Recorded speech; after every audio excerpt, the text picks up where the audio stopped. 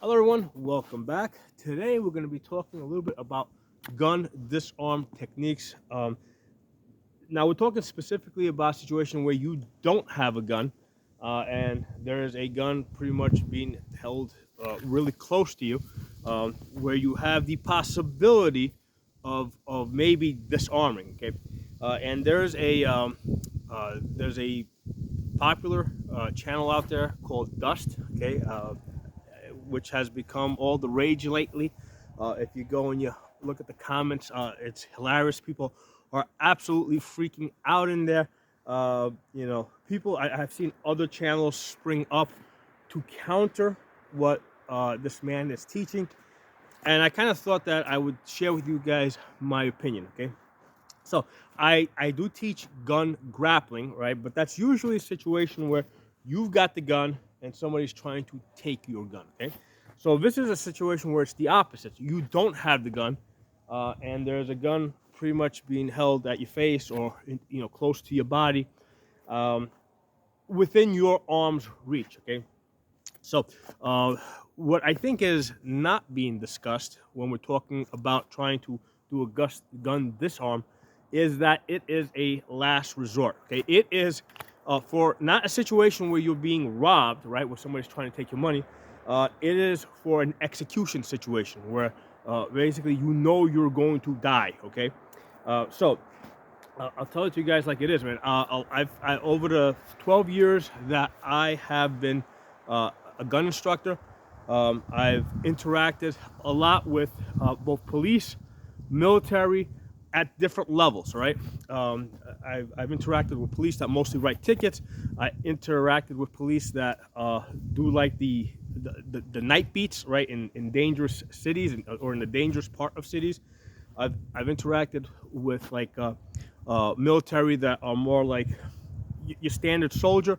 I've interacted with military that have done like special operations type of stuff. Okay, very different mindset. Okay, so if when you talk to when I have talked to rather to the more like the standard Marine grunt type of guy, they'll tell me that that's all bullshit. We don't do that.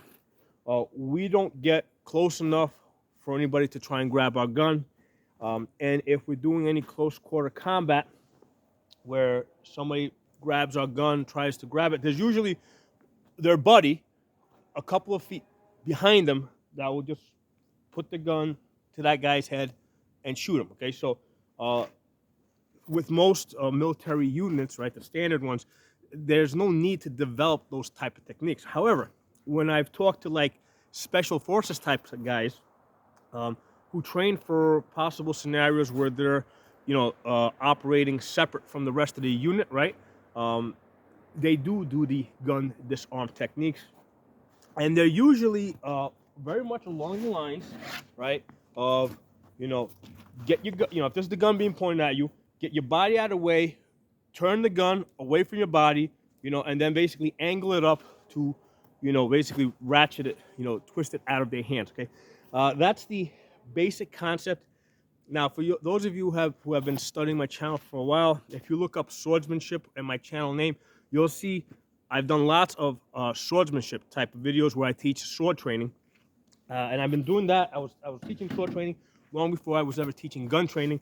I've been a competitive swordsman for almost 16 years at this point. Okay, so when I study historical swordsmanship manuals, they use the same idea, right? If you got a blade at your face, move your body out of the way, get the blade offline, and then try to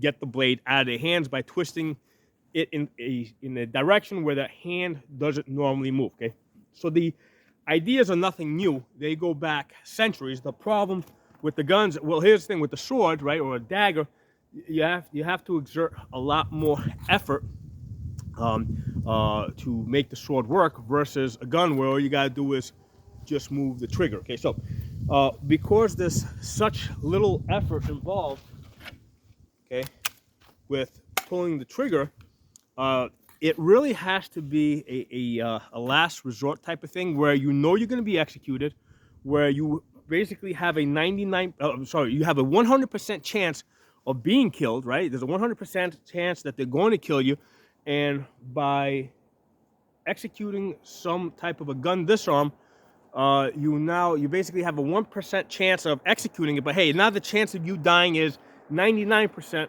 instead of 100%. Okay, so in that context, right, where you're going to be executed, it makes sense to do a gun disarm.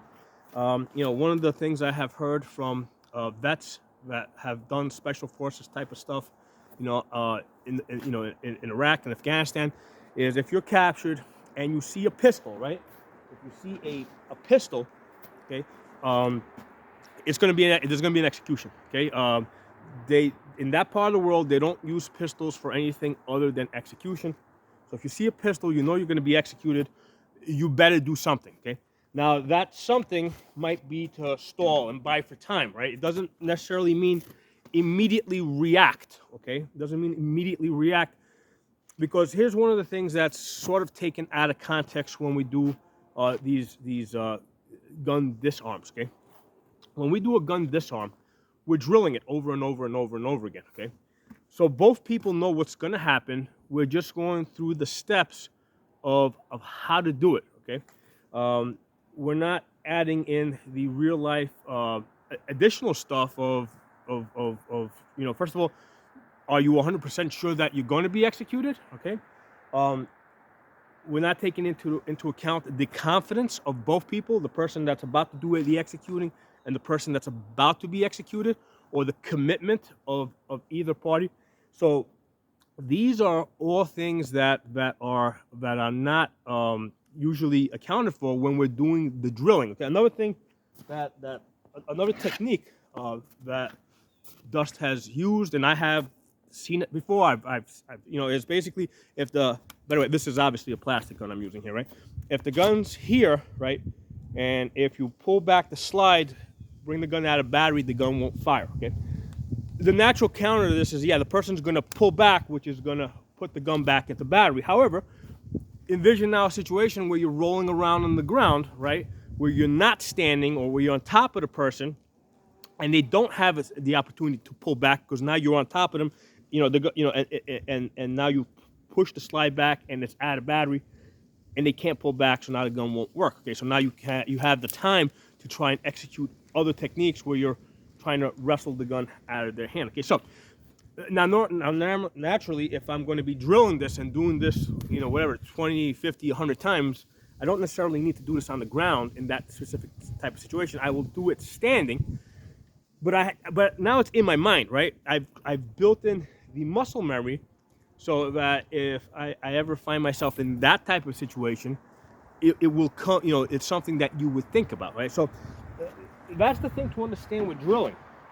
Okay, you're drilling something just so that you can build up the muscle memory, but you're not necessarily creating the entire scenario. Let me give it to you this way, right? A way that I think will be a lot easier for people to understand. We all practice drawing from a holster, right? Come out of holster, extend, get our sights on target, shoot, right? Very basic thing, okay? But we don't practice the scenarios. For example, what if the gun, you have a person standing 5-6 feet in front of you, and they already have the gun on you, right? Gun's already pointed on you. You going to your holster to do a draw is going to get you killed, okay? So if the gun is already on you, the standard technique that we practice of drawing and shooting is not going to work, okay? So, but we don't necessarily practice that way, right? So now there is always a counter to a counter, right? So that's the other thing to understand. Like, so, okay, fine, you've got a person 6 feet in front of you, okay? Question is, are they there to rob you, or are they there to execute you, right? If it's a robbery, give them the damn money, right? The money that you will probably spend in lawyer fees is more than the money that's probably in your wallet. So absolutely give them the money, okay? Are they there to execute you, okay? Now, if they're there to execute you, now you got to do something, right? They're there to execute you, right? So now you got two options. Either stall for time, right? Or one of the possible counters is to do a sidestep. So one of the things I teach is sidestep, okay? Because now what you're doing is you're taking back initiative, okay? So by sidestepping, you expect me here by me sidestepping, right, like that, what I've done is I've taken back initiative because you expect me to be here, your gun is pointed here, I'm moving a couple of inches to the left. You might track that, right? You may not. You may. So now, instead of, if I stay here, right, all you got to do is keep your gun where it is, okay? If I move, now there's 3 possible places I can be. I can be in my original position, I can be here, or I can be further out. So the person pointing the gun at you, when you start moving, doesn't know how far you're going to go, okay? So if you sidestep, right, if you do the sidestep, right, like that, they might think that, hey, you're going to be over there, right? So they might, even if they start tracking you, they might go past you. So again, now we're looking at a situation where we're trying to take back initiative, okay? And I think that this is what a lot of these gun disarm techniques are. They're attempts to take back initiative, especially in a situation where you have the gun already pointed at you, all right? You are definitely at a huge disadvantage, right? If somebody has a gun pointed at you and they're already committed to killing you, and there's a 100% chance of you getting, 100% chance of you getting killed, of being killed, you know what? I'm going to take that 1% chance that if I do something, hey, there's a 1% chance I might survive it. Okay, so you know, 99% survival is better than changing the possibility of me dying from 100% to 99%. Hey, you know what? I'll take that 1%, right? Because out of 100 times, you're gonna, you might survive it. So, so that's the context in which to put these gun disarms. And again, the important thing here to understand is the standard thing that we practice: draw from the holster and fire, right? Or even move to Jackson's in the way, or move to cover and fire. Okay. If the other person knows what you're gonna do, none of that's gonna work. All right. So that's the other important thing. A lot of times, because we might be, let's say we're practicing with airsoft, right, or paintball, right? We're going through move to cover, move to cover and fire. If the person that you're drilling with, who's got an airsoft gun, if they know which piece of cover you're gonna move to when, when I guess everybody says go, right? If they're expecting you to move in that direction, then they're gonna start leading you in that direction, right? Because they already know where you're going. So that's because a lot of times, you'll see people that talk about a certain technique and say, well, this is why this technique doesn't work. Yes, and that is absolutely right. It will not work when the other person knows what you're gonna do. When you factor in the unknown, right, that the other person doesn't know what you're gonna, when the other person doesn't know what you're gonna do, there's a much higher chance of success. Okay, so now, like I said, all these techniques that I have seen I've seen D.U.S.T perform. I've seen them all. I've seen them from martial artists, okay, who practice just with dummy guns. A lot of them having never fired a gun, and that's a big disadvantage, right? If you're if you're in a situation where you're practicing the gun disarm techniques but don't have any actual gun training, it's going to be a big disadvantage, because when you do get the gun out of that person's hands, you're not going to know what to do with it, right? You're not going to know how to tap it, rack it, and get the gun able to, make the gun useful. Okay, so just training the gun disarming techniques but not having a lot of gun training doesn't help you, right? You need a combination of the both. But like I said, all these techniques, I have learned them in some context from some person, whether it be police or military in advanced levels. I've seen it's not like one person does all the techniques. I mean, I would consider, what D.U.S.T has done is he's probably compiled lots of different techniques that he has learned over the years from lots of different sources, which is kind of what I do with the gun training, right? I don't invent anything, right? If you go through my channel, I got something like 1,300 videos. I've never seen a day of combat in my life, but I have trained with a lot of different, military and police people. And from every person that I work with, I pick up something new, and basically I compile that, and that becomes part of my training. Okay, he's probably done the same, right? He's probably studied this stuff over many years, picked up lots of stuff from a lot of different people. So I would say that the guy's an expert. Okay, it's now in the videos, it might look choreographed, it might look fake, but it's a drill. It's an exercise similar to us drawing from the holster and shooting. Okay, that's an exercise. Okay, that's not what a real life, defensive situation would look like.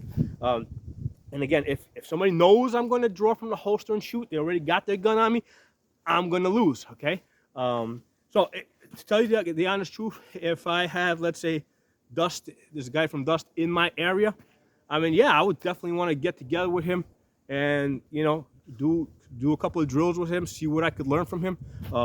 Because, he might, I would take that information, get good with it, and then decide, once you have it, then you decide when and where you're going to use it. Okay, now, the other thing I would do is there's lots of other channels out there that are discussing his methods, right? That are explaining why it doesn't work, that are showing you the counter. And yeah, you know what? I would study that too. I want to know the technique. I want to know to the counter to the technique. And I want to know the counter to the counter, okay? And if you look at the historical fighting manuals, they actually go through all that, right? They show you a sword or dagger disarm technique. They show you the counter to that. And then they show you the counter to the counter, okay? And then sometimes they'll even go another level after that. So that's my opinion.